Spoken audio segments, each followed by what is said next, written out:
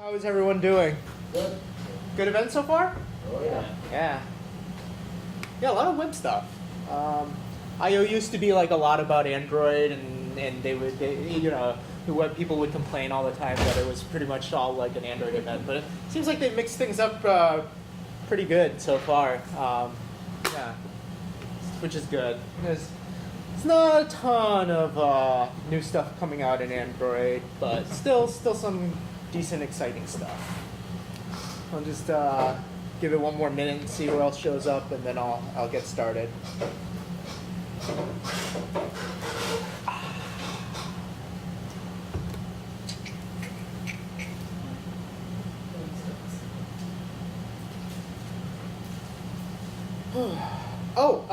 Also, before I get started, I have a bunch of Android stickers. These little guys. So if you would like some stickers to put on your laptops or your book bags or whatever else, I have more than enough. So feel free to take as many as you want. Yeah. Put an Android sticker on your Android phone to remind you that you're using Android. Why not? Or why should I do that? yeah, exactly, right? See, perfect. See, I got this thing, right, and it says O'Reilly on the back. It's like, I wish they would made a sticker that was that long so I could cover it up, but yeah, you gotta work with what you get. Put a couple of others. Yeah, just string them across, yeah. All right, so let's get started. So, hello everybody, my name is Jin Kim. I am an Android developer by trade. So I've been working on the Android platform for the last 5 or 6 years. I've seen a lot of things kind of come and go, and yeah, there's a lot of exciting stuff. But overall, I would say that the Android platform itself is starting to get quite mature. It has a good set of tooling, it has a good set of libraries backing it up. There's plenty of support online for it. So it's at this point, I would say it's quite an established ecosystem, and so we're at the point where people aren't necessarily discussing the platform itself, but more about how to architect for the platform. Android we have a really good API that lets you do a lot of different things, but when it comes to building an app that you can release to production, there are a lot of factors that you have to consider that might not show up in, say, like the tutorials, for example, right?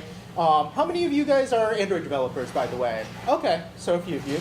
So if you've had experience with Android, you know that they give you a lot of things to work with, but they don't actually tell you how to assemble them together in any proper way. So the past few years, there have been a lot of people discussing what are the best practices for how to deal with these components on Android, but these have been kind of generated from the community itself.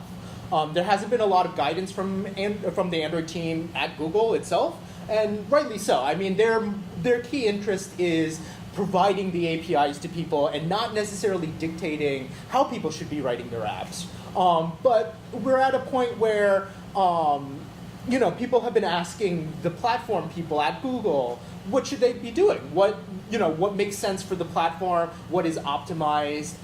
So while there's been a lot of discussion in the community, I think the people at Google have noticed that people want answers about what they should be doing in order to architect a full production level app. And that's where I think a lot of the stuff from Jetpack come from. So Jetpack is a collection of tools, libraries, and guidance. So they provide a little bit of advice of how to go about and productionize your app. So I'm going to be covering some of the things that came out of Android Jetpack. I will say this though, Jetpack, there's only 5 sub-libraries in Jetpack that are new.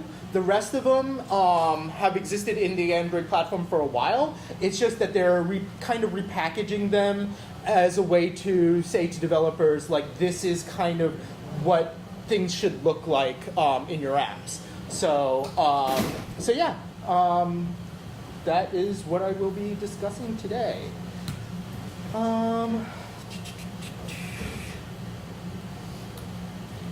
So let's get started. So Android Jetpack is a collection of components, tools, and architectural guidance. So before they weren't really keen on going out to the community and saying, you should do this and you should do that. But now they're kind of making suggestions of where you should get started when you want to apply some of these architectural components to your Android apps.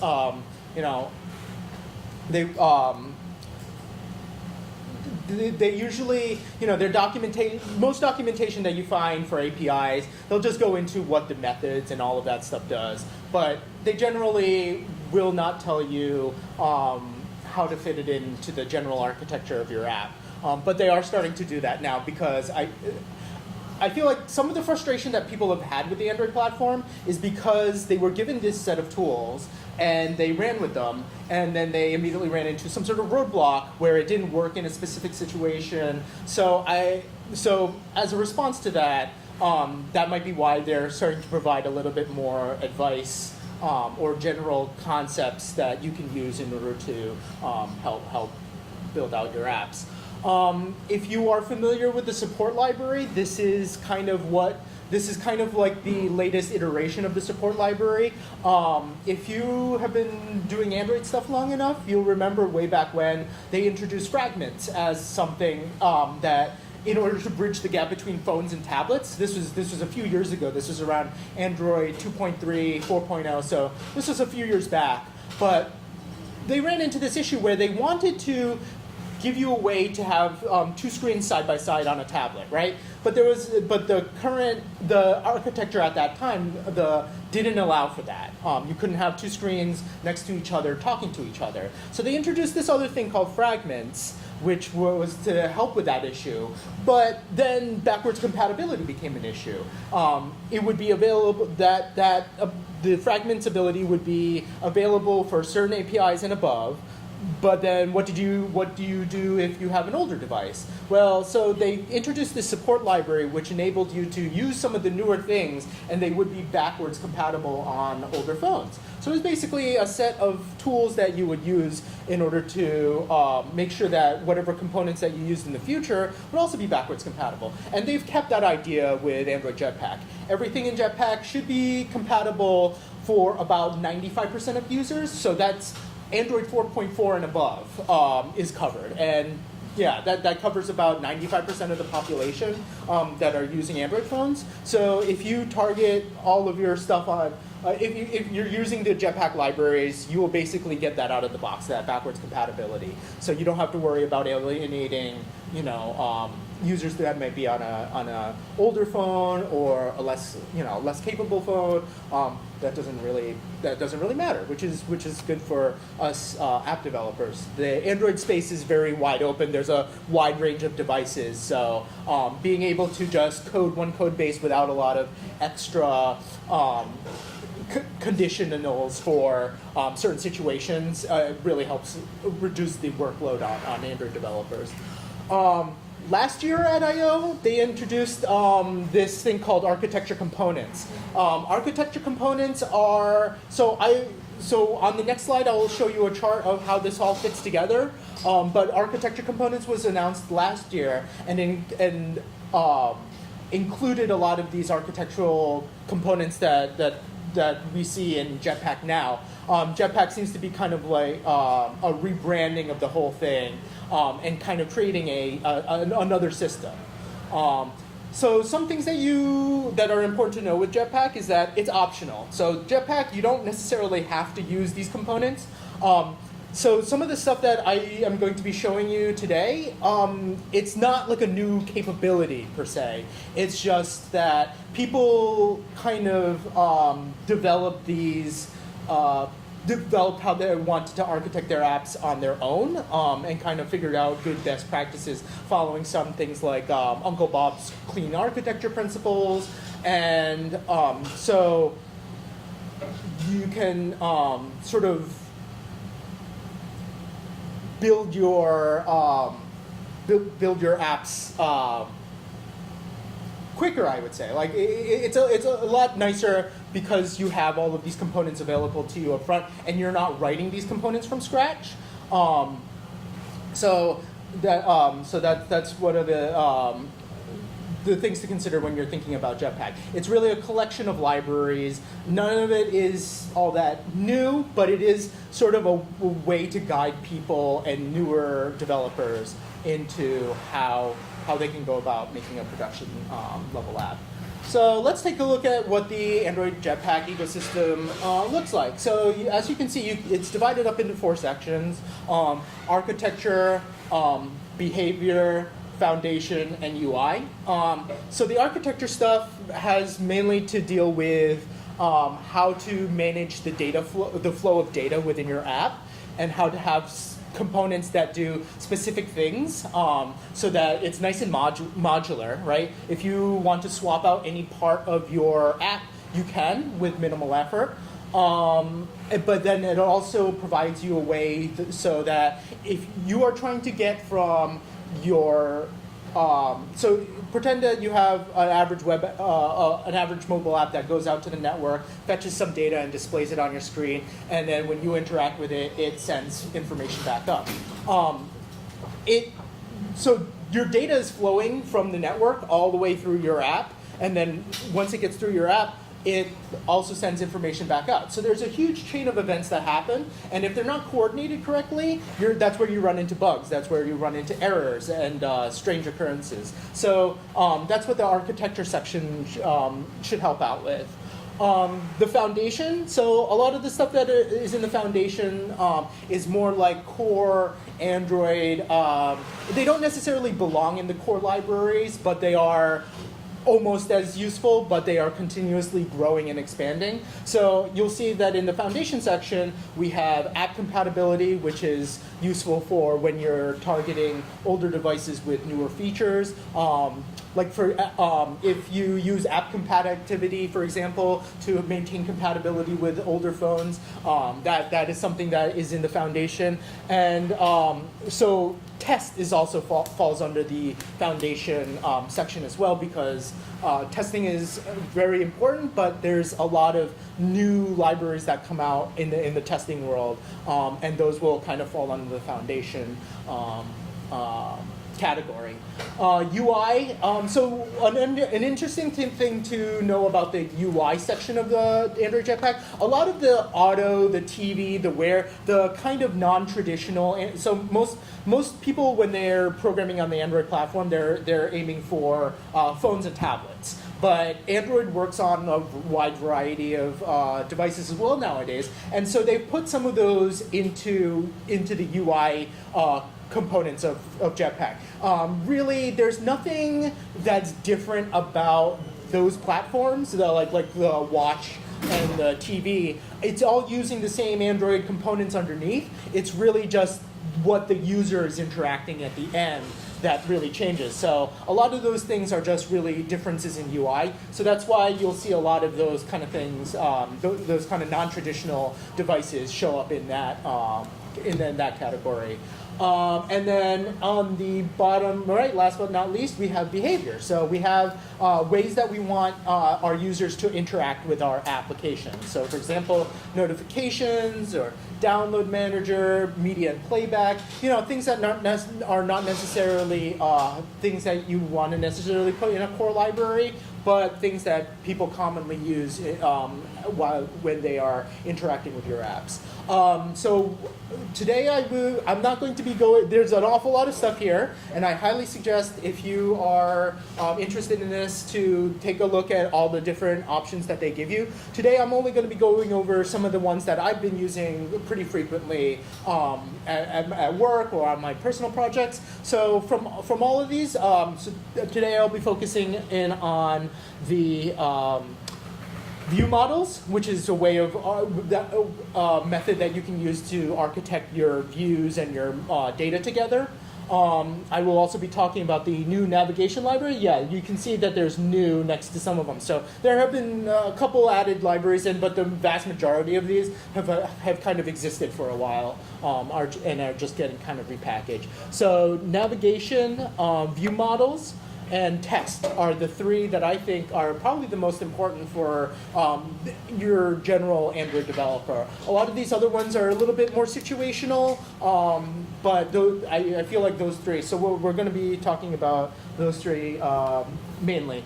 So if you want to get started and start using Jetpack, this is probably where you would get started. So as you can see, some of the dependencies that you would import into your app have changed. So instead of using, so on the left-hand side are the older library locations, the right-hand side are the newer ones. You will see that in the newer ones, they have this Android X. So a lot of the stuff in Jetpack fall under this Android X namespace, which contains a lot of the libraries that I just showed you on the other chart.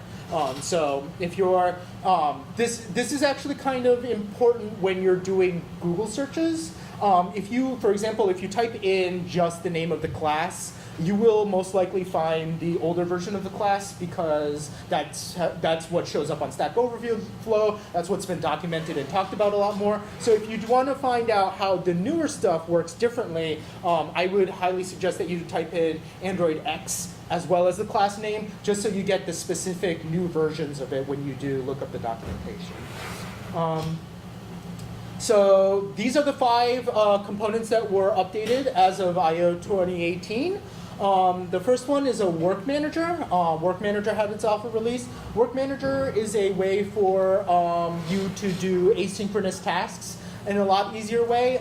So before they would give us something called an async task, which is very limited in scope of what it can do. It's really only it's not actually suitable for a lot of tasks nowadays because it doesn't handle a lot of things very well. It's not a very graceful API, and it also it doesn't tie into the life cycle of Android very well. So when your app closes down, when you rotate your phone, when there's different states going on, the old libraries don't actually handle those cases very well, and you'd have to write a lot of boilerplate code around it so that it would so that the job that you're trying to run still has a place to pass information back in case your app has been put in the background or has been killed off for some reason. It didn't really handle those cases very well. So Work Manager is an API that you can use in order to run those kind of tasks in a much safer way. So the second one, navigation, that I will go more in depth with navigation, but navigation is a way for you to go between the screens of your app and have them in a way so that you can get to them programmatically and in a very clean interface that you can tell very clearly what your paths through your application are. And I'll be going a lot more in depth into navigation because I feel like that's one of the parts of the API that's needed a lot of work. There's a lot of confusion with how the old APIs work, and they're not always, you can't always, if you've architected your views in a certain way, that means that you can't do certain things and vice versa. For example, animations can be kind of difficult because you have one screen and then another screen and something's supposed to animate between the two. But as part of how Android handles their screens, the first one will die off as the second one was being built. So basically this animation has no more reference to the first object, which results in null pointer exceptions because you just simply have no first screen to refer to if you were trying to pull data from there for your animation. So navigation will help with some of that. So paging is a library for handling pagination. If you have a list view and you're loading in a lot of data into this list and you're continuously scrolling, pagination can help with that. Slices are kind of new. So if you are interested in doing more actions stuff, I know that Alan Furstenberg is running a hackathon right now to do Assistant and Google Now type of stuff. So slices, I will go into a little bit briefly, but basically slices taps into, it allows you to create actions on your own so that the Google Assistant, Google Now, and a bunch of other kind of, the Google, we're gonna help you run your life type of stuff works better on your phone. And you can write your own actions, your own custom actions to display and call upon your app. And the last one is Android KTX. So last year at I/O, they announced this thing called, so Kotlin is a new language that is been heavily adopted on the Android platform. It's a Java compatible language. It runs on the JVM, and you can use a lot of the same libraries in Java on Kotlin, but Kotlin provides for a lot nicer syntax and helps you write your apps a lot faster. So they created a bunch of extension methods to just cut down on the boilerplate. Android is notorious for having an awful lot of boilerplate code to do simple tasks, and Kotlin is one way that can help you reduce that amount of boilerplate. And I will have a few examples in a little bit about how that works. So let's take a look at slices. So I think this is probably one of the more interesting things that they have come out with. So all of these are examples of slices. These are just, so if you have an Android phone and you're on the home screen and you swipe left, I think this was a feature that they had released in the last year or so. But if you swipe left, you'll see that you get a bunch of cards in a big list, and it might have information like weather, news, transit times, a bunch of things that you might want to commonly access on your phone. Slices is a way for you to tap into that API and create your own kind of little displays for whatever. So. For example, if you were a company like Lyft or Uber, right, you would want a slice to kind of exist in your Google Assistant so that when you want to go home, you just go, instead of going into the Lyft app, why not just tap on this, just take me home, right? And it'll pre-fill all that information for you and find a car for you all in one button because that's how the slice was built. Basically, it tries to take these tasks that you want to do and make them as simple and seamless as possible and as few clicks as possible you can get to them. So, for example, in the middle here, we have like a music app, and you just want to control back and forth, but you don't necessarily want to jump into the app in order to skip the track or pause it. So this will just exist in your Google Assistant. You'll just scroll right to where this is, and you can immediately control your music app right from whatever you're standing at, whatever screen you're on right now. Same thing with on the right, you have a get a ride, it's like a generic, kind of like a rideshare service. So if you want to kind of make that stuff a lot easier and also show a little bit of information so that people can make quick decisions on what they want to do without having to go into your app, then they can leverage the APIs that you've created for your app and display it right here in a much simpler interface. And then the Work Manager is one of the other newer things. So it allows for asynchronous tasks. One of the cool things with Work Manager is that you can use that as a way of kind of like cron jobs on Linux, right? You can kind of have jobs running, and then when on the completion of a job, you can trigger another job from happening. So basically, you can chain events together, and Work Manager allows you to kind of create these whole sequence of events that'll kind of fire off depending on the result of the calculations. Okay, so let's go into some of the architecture stuff. So we are going to start by talking with the navigation component that's in Jetpack. So navigation, as I mentioned before, is notoriously difficult on Android. We have a concept called activities and another concept called fragments, and they kind of overlap with each other, what they do. And so that becomes really tricky when you're trying to navigate between screens, because if you are using, so there's a way to do it easily if you're just using activities or just using fragments. But if you're using a combination of the two, you end up having to combine both APIs together in order to move around in your app. And that gets really awkward when you're trying to do anything interesting like deep linking, but it's also just a very buggy process. Things might not necessarily exist. Life cycle is like an important concept in Android, because at any given time, anything can kind of disappear and be in a state of being rebuilt.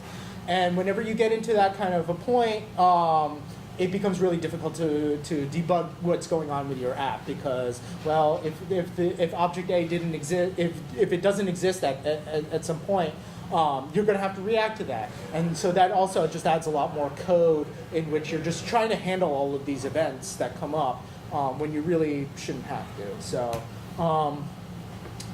So the navigation library, it simplifies a lot of the implementation of how you navigate around an Android app. The way that you write these navigation files is they basically end up in your resource directory as a navigate. So if you're familiar with the resource directory, it has all the strings, the drawables, the color scheming, the themes, and all of that. But now you can also provide an XML file for all of your navigation as well. So in your navigation XML file, you're basically specifying sources and destinations that they go to, and those are called specifically routes. And I'll go into what the navigator and the routes do. On top of the APIs for navigation, we also have a new navigation editor. So in order to so the navigation editor is basically a visual tool to help you figure out where how your app is being navigated through, right? So you come into your app, your first screen may be a login screen or a splash page. What happens after the login page?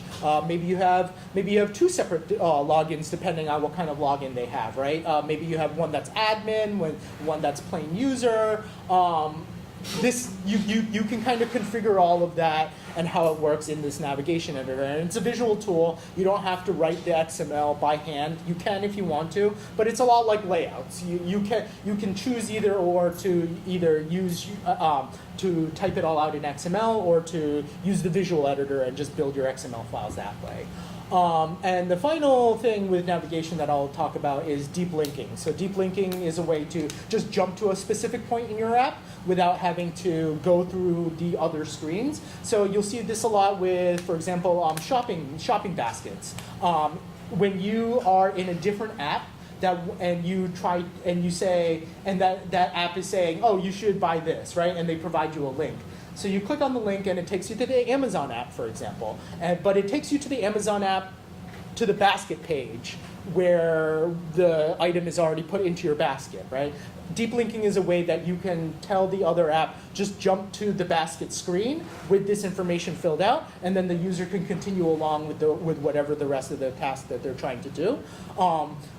There are other things that you can use with deep linking, but basically it's just a way to jump to a certain point in your navigation, but also maintain that if the user wants to go back in their app, that they're staying in your app so they can jump back to the detail of the item or whatever else. And all of those screens have been built out internally.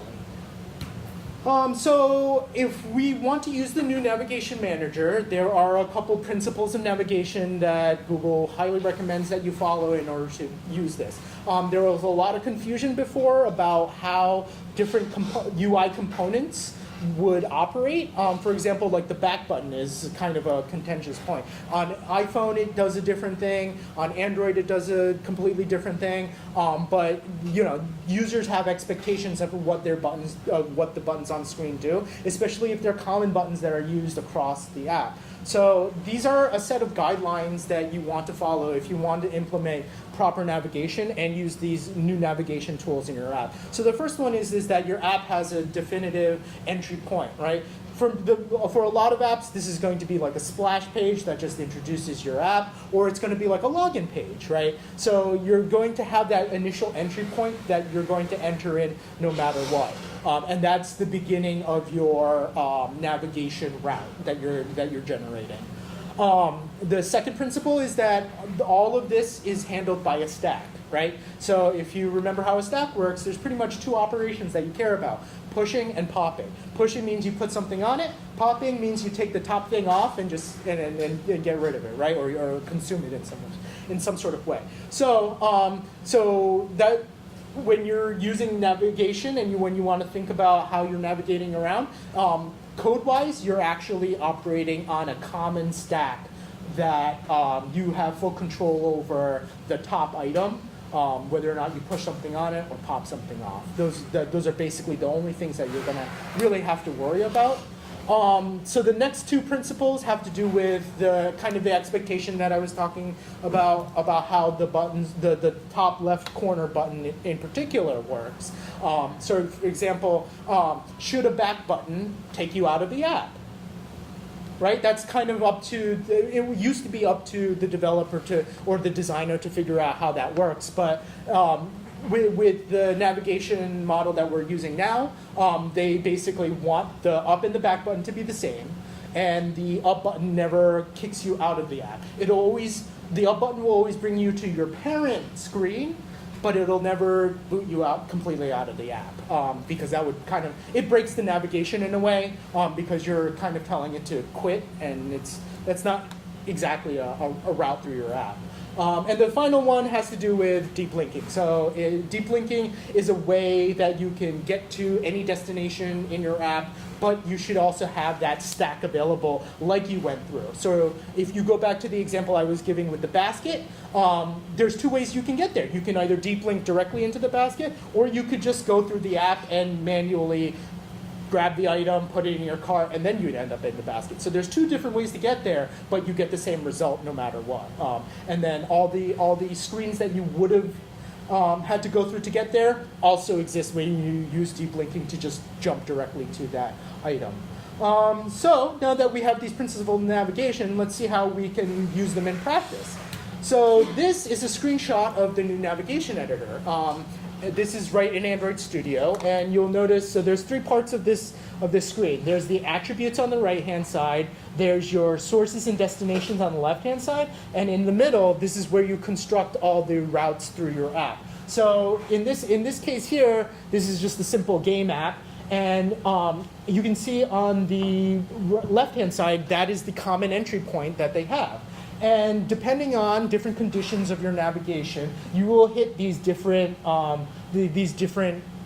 chains of events, routes basically that you're following. So there's one route to go to the bottom, there's another one for when you've gone through the game and if there's a success or a loss condition. So basically you're just building all of these together in a graphical way, right? So you're pulling all of the screens that you want on your left-hand side, dragging them into the middle, and then creating these arrows that go from one to the other, and then configuring how those arrows work on the right-hand side. So this will result, so if you go through this and then map out all of the routes that you have in your app, then you will result in something like this. So this is an example of the navigation XML file.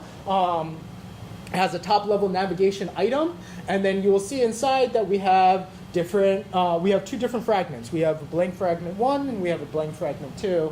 And you can see that the action here point is an action to go from blank fragment 1 to blank fragment 2.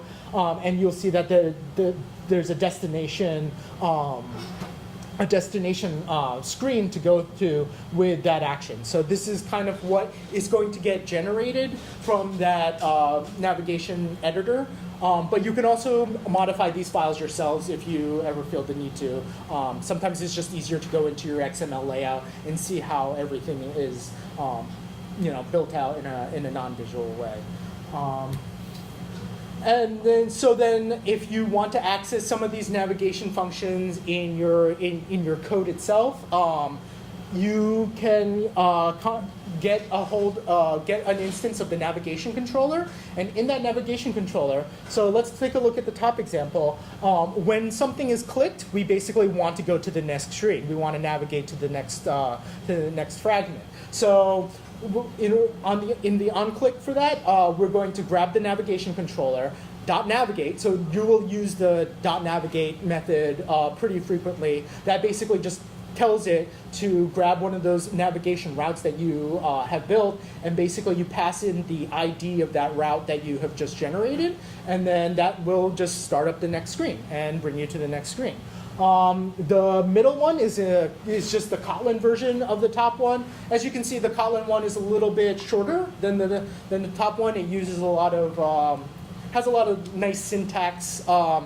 Syntactic sugar that allows you to shorten up your code a lot. So the middle one it does the same thing as the top one, except it's much more readable.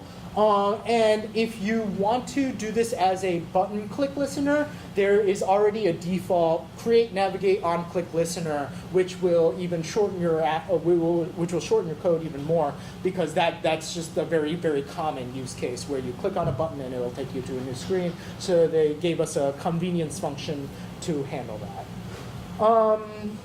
So that's the basics of navigation and how that works.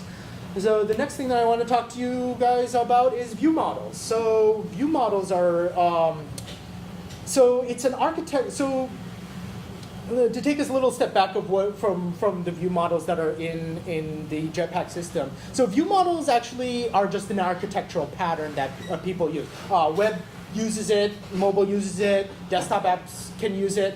It's basically just a way of organizing how data goes from a database or some sort of data provider to the screen, right? There is a flow of information that goes from that source until you get all of the components to draw it out on the screen.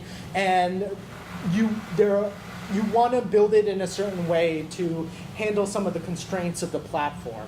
So that's why people come up with these different architectural patterns. If you look online, so the three top ones for Android right now are MVP, Model View Presenter, Model View ViewModel, which is quickly becoming the more popular of the three. The view models handle a lot of the strange cases that might happen on the Android platform. And then the last one is MVI, which is a much newer architecture, but it borrows heavily from other things like React Native. So if you are a web developer and you're used to creating these intent and state-based view systems, the MVI might be one that will work for you on the Android side, because there's a lot of analogous kind of components that you can use. So for here, we're going to be talking about MVVM, which is Model View View Model. So the way that this works is that you have your three components. You have your model, which is basically your data, right? And your data, you're pulling it from the database, you're pulling it from the web, making your HTTP, your API calls, and you pull out down some JSON, you parse that JSON out. Now you have this data object, right? So that's what forms your model in this case. So it's basically just the raw information you want to display.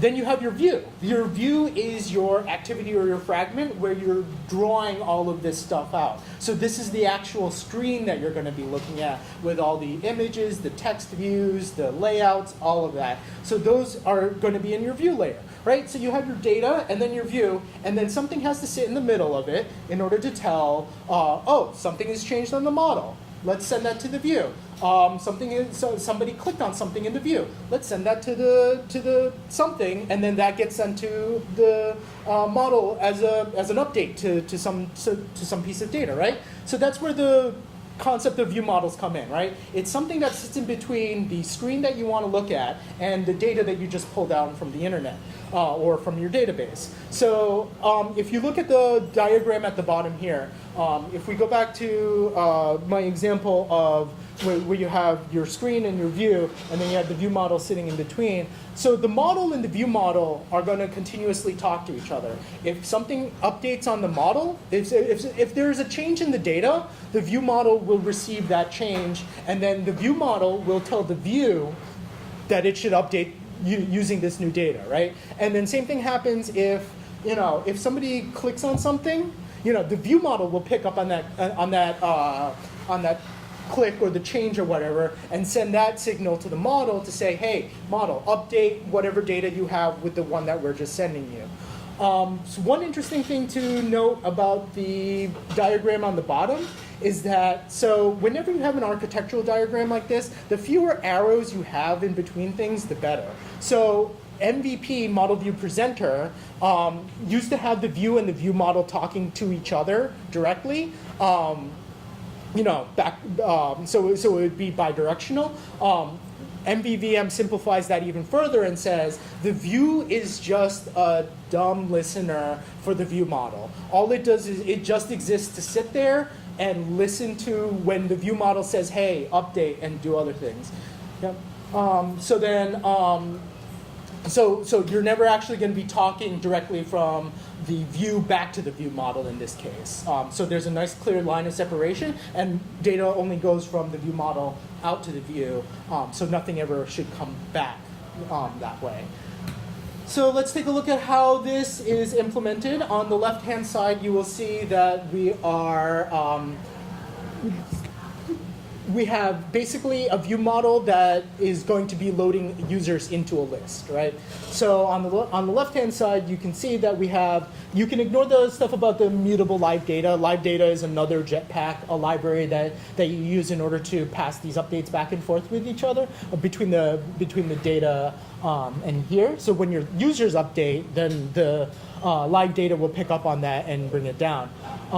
So on the right-hand side, that's where we use it in the activity itself. So you have this. So the code that's important here is this: my view model equals view model providers. So the view model provider is going to be a collection of view models that you use throughout your app. So the provider, you pass something to the provider, and the provider returns you the appropriate view model that you want in the app. You don't have to use the providers thing. It's just a nice way to kind of to architect the organization. If you have a large app with a lot of screens, you're going to have a lot of view models. So basically, a view model provider is a way to wrap all of those up and just have something that you can say, I have this screen, give me the right view model for it. I'm going to use that view model, plug it in, and then start moving data back and forth. So in this view model, we do model, for the get method of this view model, what we're doing is we're going to the data source and we're saying, hey, get users, right? Because what we want to accomplish in this view model is load users, right?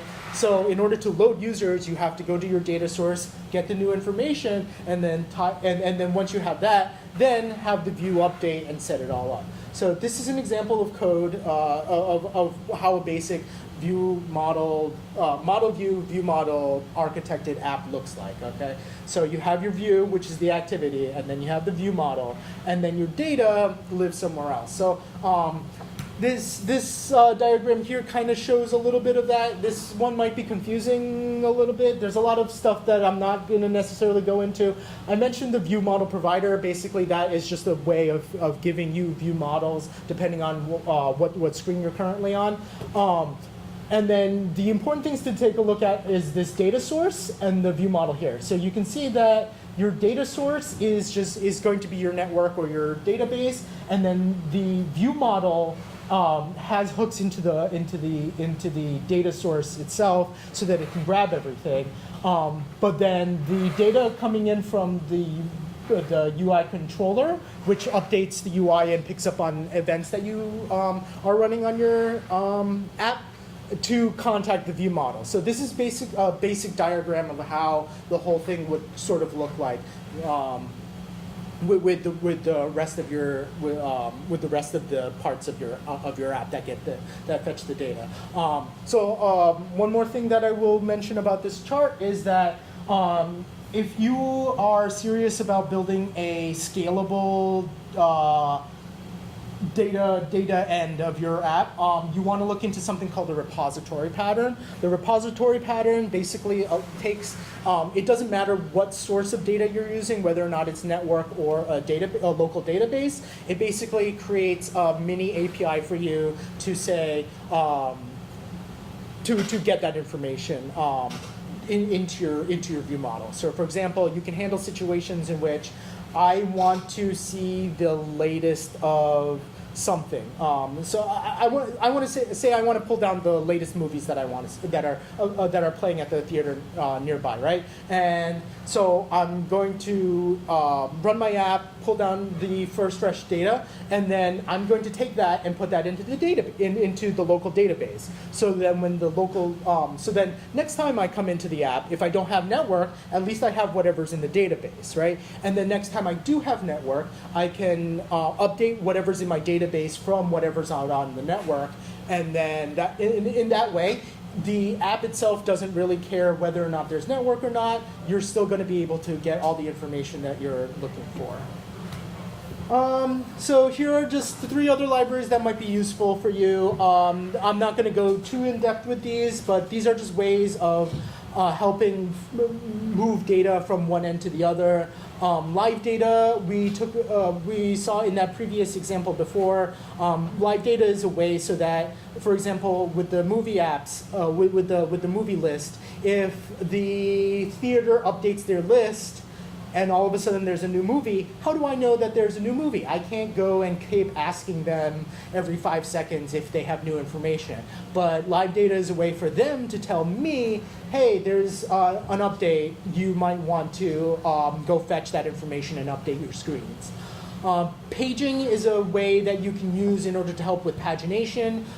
If you use a lot of recycler view and recycler view adapters in order to construct a bunch of lists, paging is a way that you can load in large amounts of data, but in a very in little bytes for your app. You're only looking at as much as you can see on the screen, but as you're scrolling down, paging will help you load in slowly the next few elements that you need without having to do a lot of work of saying, okay, give me the next page, what page am I on? It kind of handles a lot of that stuff for you. And lifecycle is a library to hook into what lifecycle, so that your state that your app is in right now, whether or not it's being in on create, on start, on resume, depending on this, or maybe your screen has been destroyed, so you're in a completely different lifecycle.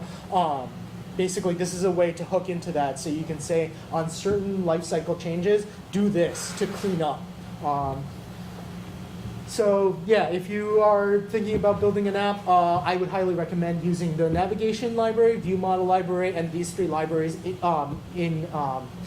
bundled together, and then you can kind of do most of the tasks that you need to for an Android app, or for an average Android app. And if you type these things into Google, there are lots of examples on GitHub of people doing exactly that.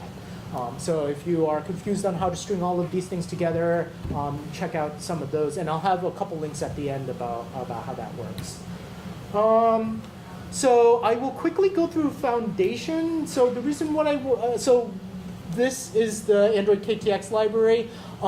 Basically, it's just a bunch of library. It's a bunch of syntactic sugar to make your code a lot shorter. Basically, in order to start using them, you just include these lines into your build Gradle file, and then here are all of the packages that you want to connect into. So you can see on the right-hand side. All right, I'm not sure what happened to my slide. That looks kind of gross. But you can see that the left-hand side is just using plain Kotlin without using the Android KTX libraries, and the right-hand side is using the libraries. So you can see that some of the stuff that, like for example, let's look at this one because that's the most legible one. I'm not sure what happened to my spacing, but so the last one is basically trying to put a new screen or to replace a screen with another screen fragment. So on the left-hand side, you can see that a lot of the boilerplate has kind of gone away, and there's just basically less code that you're looking at on the right side. So it takes a lot of these common tasks that you are looking at, and it basically shortens them up even more. Yeah, the first example, for example, has that apply at the end. Basically, they just made it part of the call itself, so you don't. So things that you would forget, like that apply method at the end, you don't even need to worry about. So given that, the other thing that I wanted to talk about in the Foundation libraries is testing. So testing is one of the more important things in the Android ecosystem. And having these architectures help you with testing a lot. If you take the old way of writing Android apps, where basically you'd have your screen and you'd shove everything into your screen, and basically it wasn't very testable at all. Nowadays, now that we have view models, we can start following architectures, and then we can test specific components of of a screen rather than having to test the whole thing at once, right? So you can write unit tests for the methods. You can write you can write UI tests to go through to do clicks through screens and all of that. So these are just some of the reasons that you'd want to use testing in your app. You want rapid feedback in your for iterative development. Agile is famous for being able to just do 2-week sprints, and the only way that you can keep up with something like that is that if you have a testing framework that is telling you that something is broken, rather than finding about it, weeks down the line. You want to have something that's telling you that something's broken pretty quickly. Also, you can detect failures. It also helps with refactoring. Basically, you can refactor a huge chunk of your app without worrying that everything is broken because something is going to tell you if it is broken or not. Now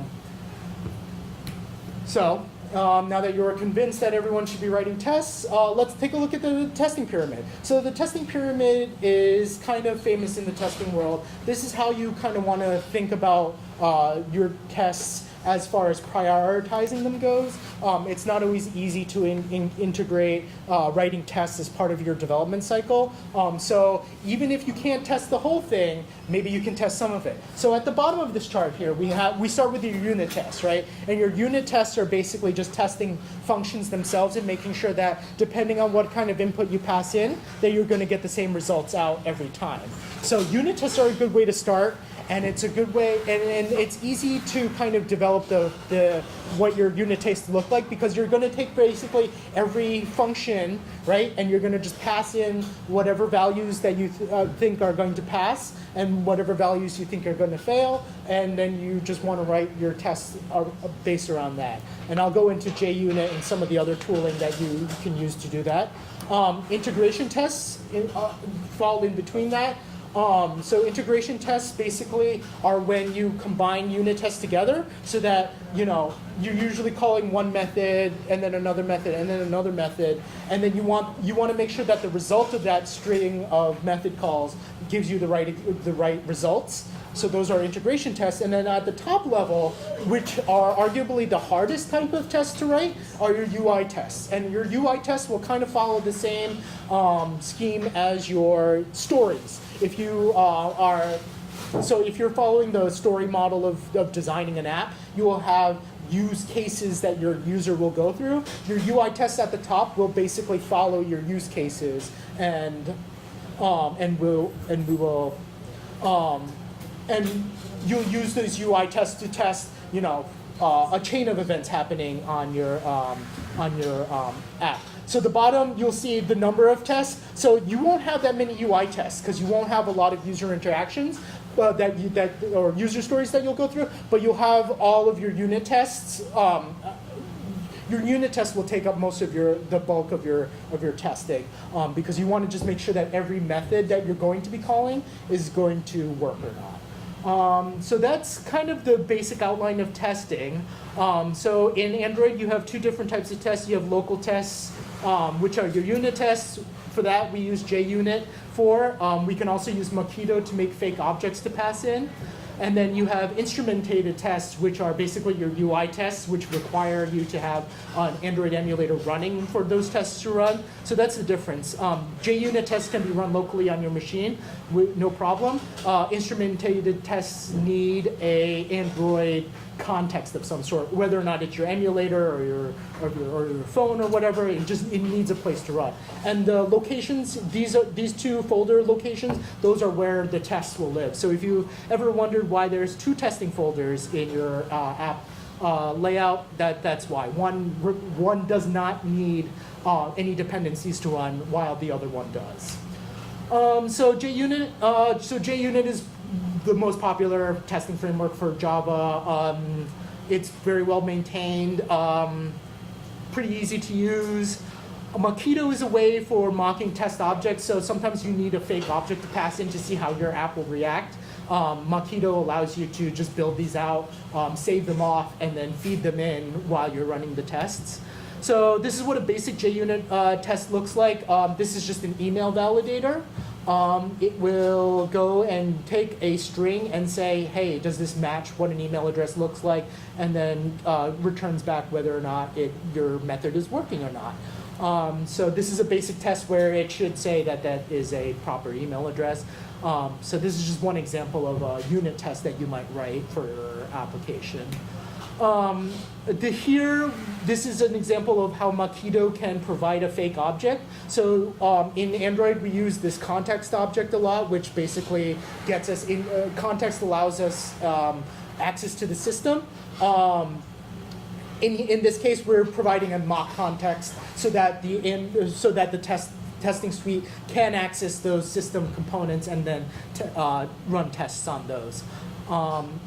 You use context a lot for like getting resources like strings and things like that. So if you ever want to test to make sure that you can get your images and strings and everything properly, Mockito is a good way to say, hey, give me access to the system so that I can pull that information down and test that.